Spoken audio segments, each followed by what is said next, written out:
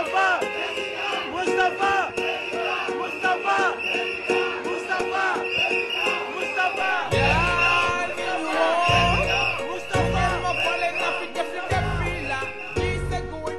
Environ 3 heures, c'est le temps qu'a duré ce débat proposé par Moustapha Niasse, candidat de la coalition Alternative 2007, aux artistes, chercheurs et intellectuels réunis dans la grande salle du casino Terrou-Bi.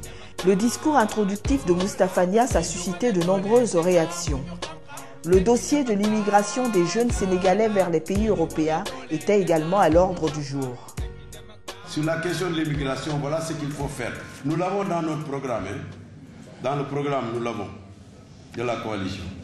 Le premier principe, c'est que l'Espagne, le Portugal, la France, l'Italie, la Grèce, l'Allemagne, la Belgique, la Grande-Bretagne sont des pays qui principalement ont besoin d'une certaine main-d'œuvre africaine.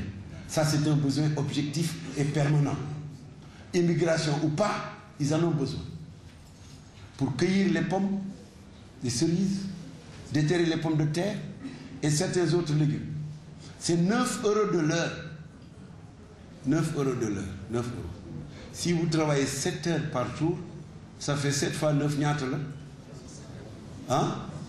7 fois 9, 63 €. Multiplié par 656, Madiane, c'est toi le professeur de mathématiques? Eh bien, 65 €, disons 60 €. Multiplié par 656, ñaata la? Ça fait combien? Hein?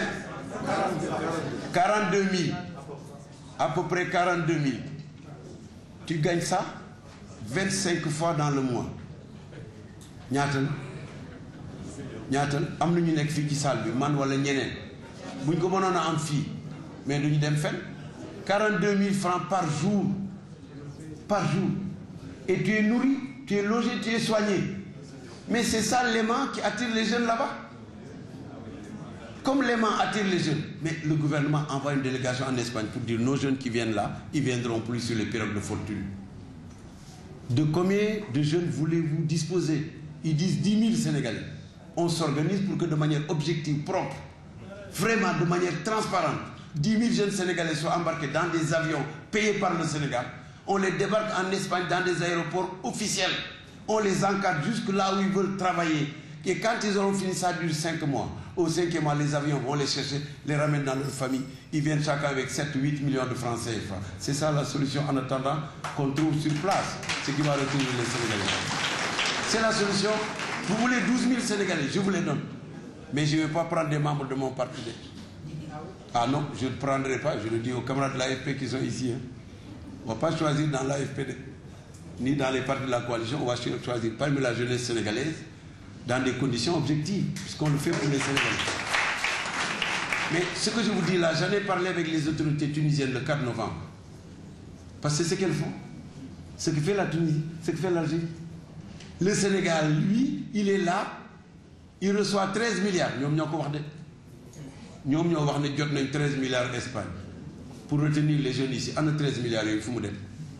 Ah, ndax ku waxati ñu ne da ngay dem prison 13 milliards yi ñëw te waxuñu fu mu dem waa anamu bu subaa ngeen guñu ma rëbës man maa ko laajte bu ngeen demee ba ci bunt ba nag taxu leen foofu bàyyi leen ma dugg ci biir. Mais attention, la solution du dossier de l'immigration des jeunes est une solution qui doit être négociée. Ces pays ont besoin de nos jeunes, mais il faut qu'à moyen terme on fasse en sorte que les jeunes trouvent le travail ici. Si on leur donne ici ceux qui vont chercher là-bas, ils ne bougeront plus. Celui-là, il a annoncé l'autre jour qu'il avait eu 173 contrats, n'est-ce pas? Vous avez vu à la télévision, ils ont diffusé 75,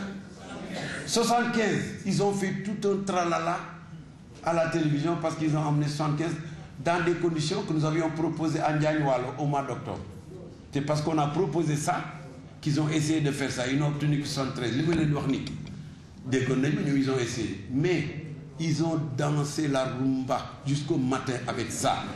Mais le lendemain, 500 Sénégalais ont débarqué à l'aéroport de Saint-Louis avec 10 000 francs donnés à chaque jeune. 580 moins 73. Qui perd à cet échange-là? Qui perd? J'ai dit ils ont envoyé 73. Le lendemain, l'Espagne a envoyé ici peut-être 573. Qui a gagné dans l'opération? Ça, ce n'est pas la solution. Mais nous l'appliquerons quand nous serons au pouvoir. Au total, un échange fort enrichissant entre Moustapha Niasse, candidat de la coalition alternative 2007, et les artistes, chercheurs et intellectuels du Sénégal.